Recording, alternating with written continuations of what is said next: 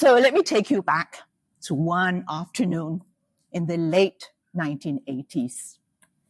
I was standing outside the Nissan huts. You know one of those Nissan huts? Those dome-shaped steel structures that the British military left behind.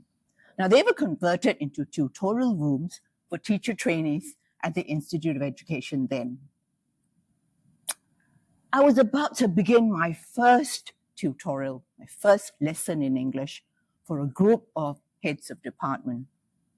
And let me be honest, I was really nervous. Not long ago, maybe about a year or so ago, I had obtained my diploma in applied linguistics and got myself a job as a lecturer at the Institute of Education.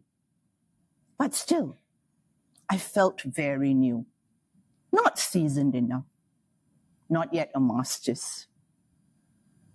And to make things interesting, when I got into IE, my boss said to me, "Hey, you should specialize in primary school education." Never mind that I had never taught primary school kids at all. So he sent me up to this little school called Cheah Yin Mee Primary School, where I taught a class of 15 children in the then monolingual stream, if you remember that, right? But I must tell you that I spent most of my time managing those little fellows rather than teaching anything. But at least at the end of that term, I can tell you what's inside a primary school textbook. But apparently that experience somehow qualified me to become a tutor or a lecturer for the senior heads of department. So there I was, standing outside the Nissan huts, heart thumping, really nervous, right? So I took a deep breath, heart still thumping, opened the door and stepped into the room, took my books, and I was about to put them down on the desk. But before I could even turn to greet the classroom, a loud voice at the back boomed out, "Wow, so young, Wana!" Laughter burst out in the classroom and echoed through that steel hut. I turned around slowly and saw a group of middle-aged men and women, all staring at me expectantly.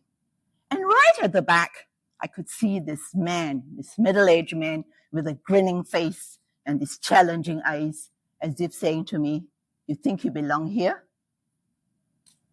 I tell you, at that moment, my heart dropped.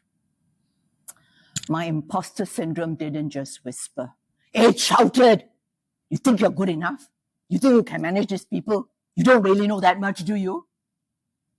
I took a deep breath and tried to calm myself, at the same time addressing that little anxious voice inside. "Yin Mee, you're okay. You've done hard things. You can handle this."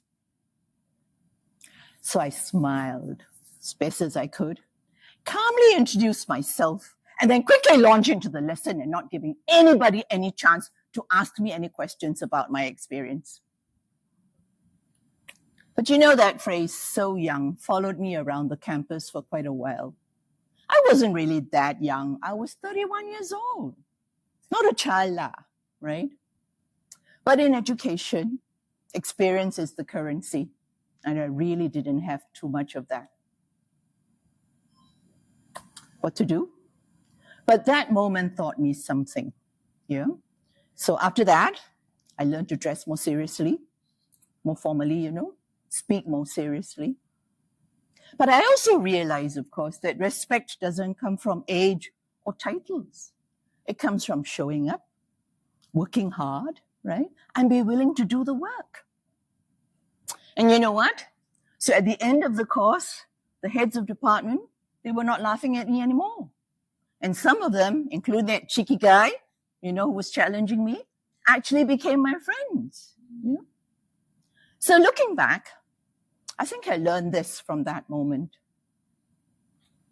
What did I learn? That we are always young.